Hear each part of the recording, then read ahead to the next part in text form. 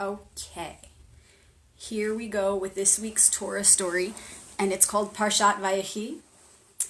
And last week we had the story of the light going into the darkness, going into this season that we're now in with solstice, this turning point of the season, okay? Last week was the light first going into the darkness. It was Joseph calling his brothers and his father to all reunite with him in Egypt. So Jacob, his father, Yaakov, and all of his brothers do follow his word, and they come from Canaan, down from the light and into the dark. Canaan and Egypt, that journey represents going from the light into the darkness, above to below, the conscious mind into the subconscious. So last week was a gathering of all of our energies and reuniting them all in the darkness or in the subconscious mind. And this is all represented by the season as well, moving into winter. In the middle of winter, what do? We retreat, we go inside. All of nature mimics this process. So that was last week's story. This week, here we are, flash forward, and now they've all been living together in Egypt for 17 years. Yaakov, or Jacob, has now lived in Egypt 17 years. And that is reduced to an 8 when it's a single digit. So that could mean something to you, and I could go on and on about that, but I'll stick to the story. He calls his sons forth before his death, and he invites them by telling them that he will tell them of their future and their fate. So he calls forth his sons, right, which represent the 12 tribes, and he says, I'm going to tell you about your future. But when they come, he loses his ability to have that inner vision, that Shekinah. He loses the ability to see their future, and it's said that he's overcome by fear because he sees into their future, but he sees it all as simply as the consequences of their past actions. And he can't bear to tell them of it, and so instead, he kind of does so in a way that he doesn't even realize he's doing it. Instead, he gives them each a final message speaking about what they represent in his eyes, what they represent. But what's seen behind that explanation of what he thinks of them is the truth of who they are, what they represent, and as a byproduct, what the consequence will be. So essentially, as he's giving his goodbye message and his last words to each of his sons, what he tells each of them reveals not only what he thinks of them as, their positive attributes or their negative, which each are very specific.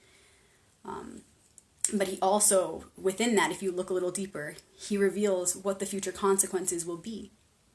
And so each of them represent a different tribe, which represents a different aspect of life. And so we can see how each of those aspects will bring consequences, however negative or positive, and that will determine the future of Israel, the tribes of Israel, which Israel, in the way that I'm explaining it, means a united nation of all those who wish to align for the highest good of the one. It doesn't just mean the place Israel. The place is a very holy land indeed, and it is a reflection of this consciousness. However, Israel contains all those who are light workers for real, unifying for the highest good and really living this life every day and centering one's life around it entirely. And so this is a very big foretelling of the future to come of Israel, or, the enlightened consciousness, so to say. This is the final story in the book of Genesis, and it is a conclusion, but also a new beginning. And there's a lot to come now. Where the story's about to get really intense with slavery in Egypt, and that's coming very soon. But right now, it's about the ending, and he has his sons before him, and he says, this is what you represent. And there's that undertone of, so this is what will be. And so he feels complete, and eventually he does pass. And so when he's about to pass and he has his sons in front of them and this process is unfolding, he says, of course, my bed cannot possibly complete. My offspring, within you 12, within these tribes, there must be some bad seeds. There must be some bad apples. You can't have the good without the bad. You can't have the light without the dark. And he thinks about his fathers, and he thinks about the founding fathers. He thinks about Abraham and how he bore Ishmael. And he thinks about Isaac and how he bore Esau. So there's always the light and the dark. And so he thinks, how silly for me to think that I would have completed something here with my offspring. There's got to be some of you that are representing darkness. But that's his ego mind in those final moments, because the Shekinah, the Holy Presence, has already left him. That's his ego presence saying there must be. But there's still the judgment in that egotistical observation.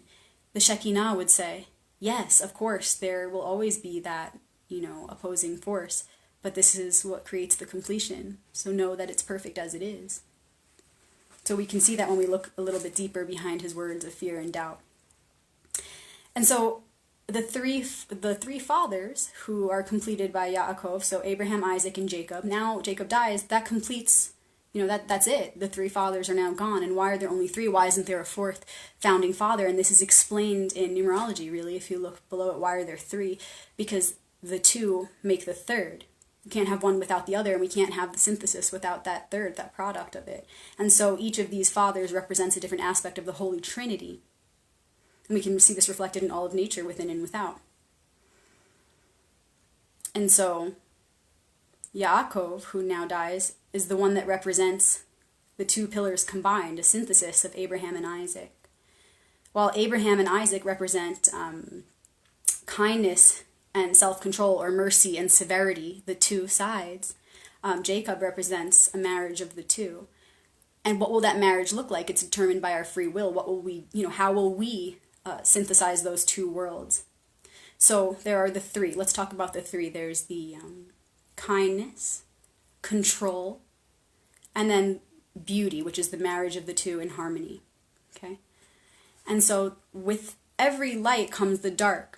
So when kindness is born, the counterfeit of kindness is born. When control is born, which is self-control, then the counterfeit of control is born, which is controlling others or dominating others. So it's like using, that quality, kindness or control, in the light, or using it in the dark. Both are present because we have free will.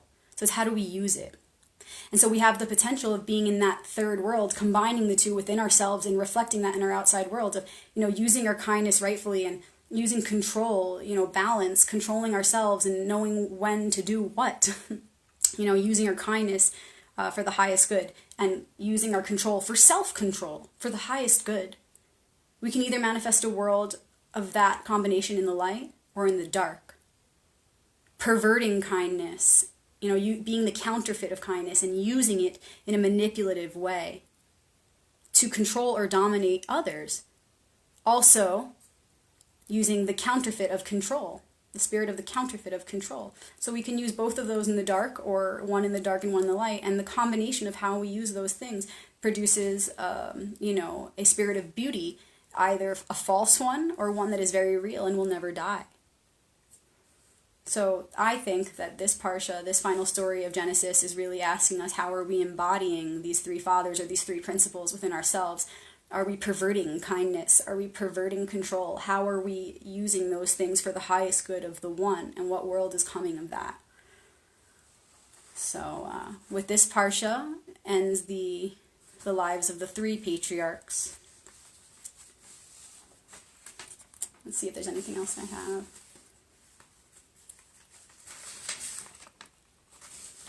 So right now we really have the potential to birth a beautiful world or a dark one. Not offering kindness where it matters is a huge problem. It's about offering kindness where it does matter. Offering kindness with the right intentions. Everything is about intention. So when we consider the most important things like kindness and control, how are we using those things? What are we trying to control? Nothing but ourselves in alignment with nature. And how are we being kind? Using our energy, which is very real and we all share it, to give to where it is for the highest good of the one.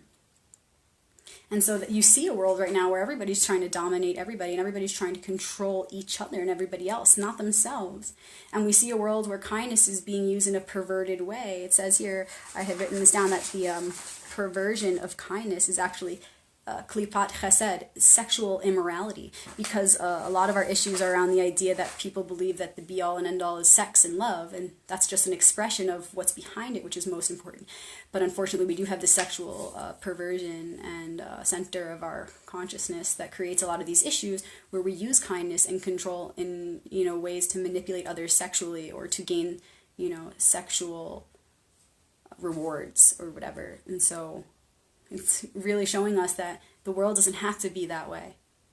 It doesn't have to be a world where we try to dominate one another and where we use kindness to manipulate each other. In fact, when we let go of that and we use kindness and control in ways for the highest good, where we give kindness where it's going to multiply, we give our energy where it's going to multiply in positive ways, and we control ourselves and hold back from vices, and we choose to honor and walk the path of the highest virtues, when we do that, that's the highest way we can use control.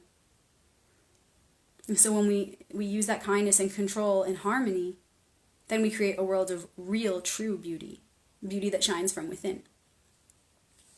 I hope you enjoyed Parshat Vayechi, and if you missed any of the previous Parsha stories the past few weeks, I have them recorded on my YouTube channel, so go ahead and go to youtube.com/RebeccaMagic, and there is a special playlist that is just for these Torah portions. So I hope you enjoyed this week's story, and I hope you found it to be relative to your life situation in some way. And don't forget that we're just, beginning the new week.